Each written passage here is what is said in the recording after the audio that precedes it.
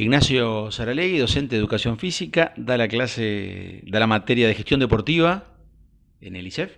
Sí, Y bueno, la idea es hablar un poquito de gestión deportiva, una palabra que ya hace años está incorporado en nuestro léxico, digamos, en política, pero bueno, en deporte seguramente hay mucho terreno para poder hacer cosas y en línea de hacerlas diferentes y de una manera distinta y productiva también. ¿Qué nos puedes aportar desde ese ángulo? primero decir que la gestión, digo, por supuesto, el término gestión parece que se hubiera empezado a usar en los últimos años. Gestión, lo que pasa es que en la época de la revolución industrial y todo eso estaba más ligado a lo que era administración. Yo a veces le digo a los chiquilines que una de las diferencias ¿sí? de que hay entre el término gestión y administración es que quien administra, administra los recursos que tiene, con los que cuenta. Y gestionar muchas veces pasa por no solo administrar lo que tenés, sino salir a buscar lo que no tenés. Entonces, bueno, uno gestiona hasta cuando se va a ir de vacaciones y dice, bueno, ¿qué tengo? ¿Cuáles son los recursos con qué cuento? Se va organizando, empieza a hacer una cantidad de diligencias para ver bueno, cómo va a llegar. Y eso es gestionar algo. Este, y bueno, bueno, y un poco la diferencia esa entre administración y gestión creo que pasa por ahí. El punto más diferente es el administrador administra lo que tiene y el gestor lo que no tiene lo tiene que salir a buscar. Gestión deportiva, aparece el término en los últimos años, en la última década empieza a aparecer el término gestión cada vez más fuerte, capaz los últimos 20 años para nosotros, acá en el Uruguay, más sobre la última década. Y bueno, ya hace necesario replantearse una realidad que tiene el Uruguay en materia de gestión deportiva. Esto que te voy a decir ahora no lo digo yo, sino que eh, estudiantes nuestros del instituto han hecho estudios con diferentes clubes de todo el Río Negro para arriba, inclusive algunos en Soriano y algunos en otro departamento más, pero de Río Negro para arriba en todos, y se han encontrado con una realidad muy similar de todos los clubes deportivos y también en la gestión pública. Falta gestión. Hoy quienes están asumiendo en gestión, bueno, muchas veces son gente allegados al club, socios que tuvieron toda la vida y que conocen el club, gente que en algún caso dirige su comercio y le parece que puede hacer lo mismo Claro. en la materia. Y bueno, y yo creo que ahí están las grandes fallas. Y bueno, y hay una realidad de los clubes deportivos que hay que saberlas admitir, que no pasan solamente por el conocimiento de gestión, sino por una realidad social, por un entorno social que ha cambiado. Bueno, después, en esa realidad, en esa encuesta que se hace muchas veces, que hacían estos chicos a la realidad, pero digo, como una forma de comprobar, no de hablar solamente, sino que de investigación que se hacía hacia los clubes, bueno, arrojaba que en las directivas había poco conocimiento específico de gestión deportiva o de gestión en general. Porque la gestión es una sola, uno lo puede encarar en deportes, en los distintos rubros. Y bueno, y entender un poco bueno, esa realidad, a veces los clubes este, les ha costado un poco entender esas nuevas realidades.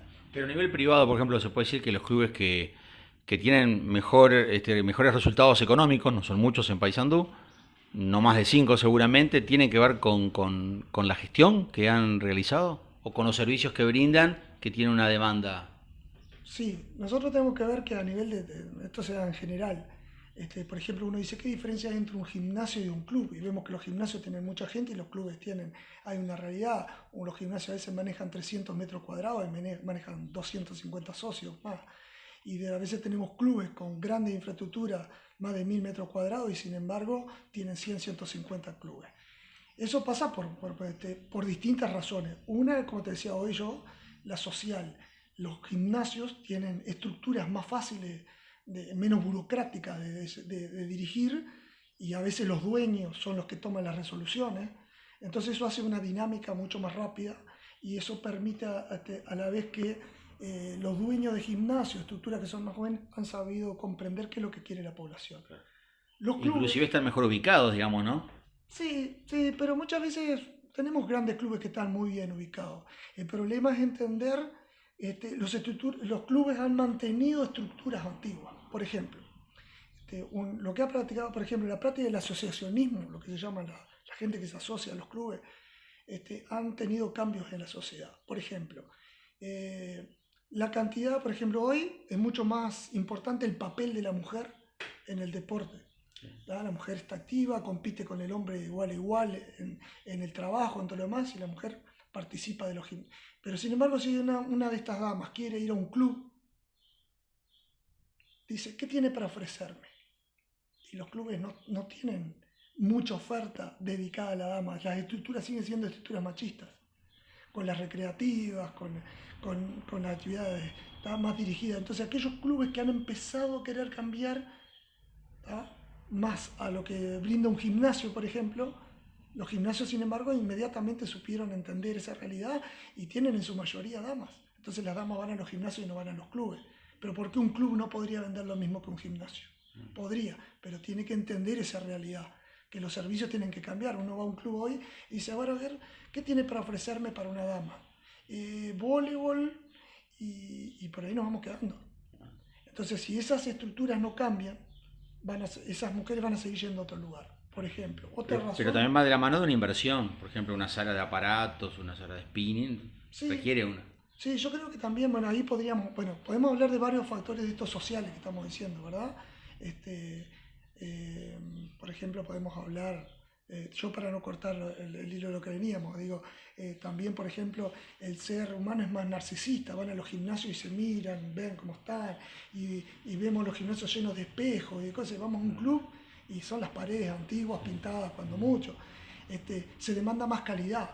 Los clubes están todavía con alguna botellita de arena, alguno, y con algunos palos, alguna cosita, y los gimnasios están continuamente invirtiendo. Es verdad que hay que haber una inversión, pero también tenemos que entender que ahí entramos en otro problema, que es cómo trabajamos en equipo cuáles son hay que ser un poco más creativos en la forma del negocio hoy por hoy.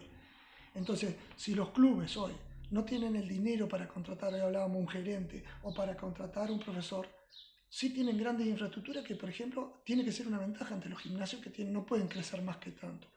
Sin embargo, hay gente en los gimnasios que hoy por hoy están peleando con los alquileres, peleando con una cantidad de cosas que tienen que pagar, y los clubes a veces tienen grandes infraestructuras vacías.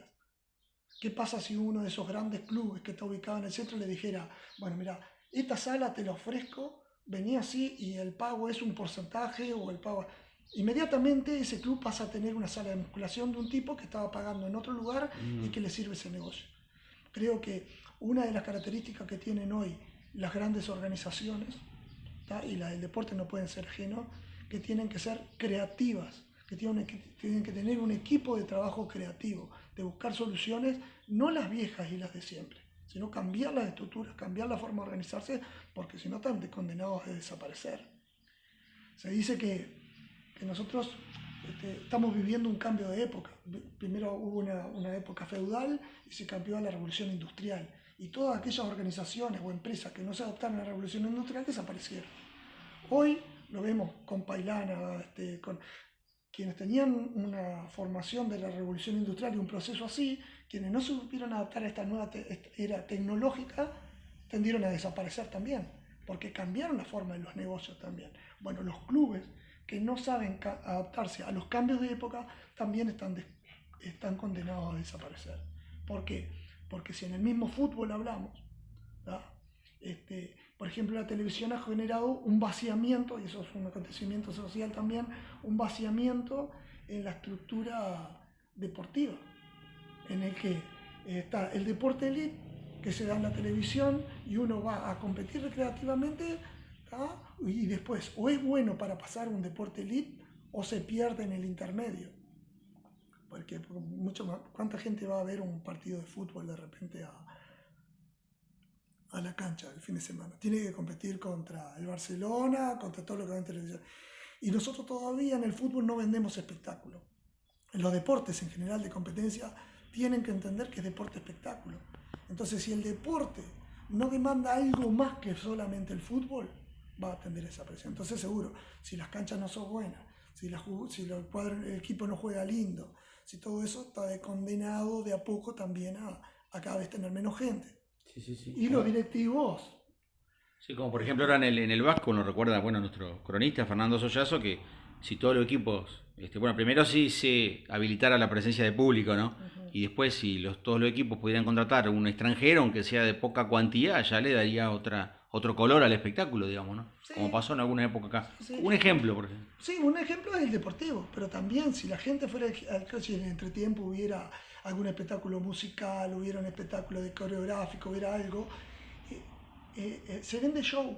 La gente quiere eso. Quiere ir, mirá, yo no sé si me divierte tanto el partido, pero me entretengo en todo lo que se vende. Sí. Entonces, si nosotros supiéramos entender eso y empezamos a cambiar esa realidad, eso también. Por eso el deporte hoy tiene que ser entendido en todas sus facetas. Todas sus facetas.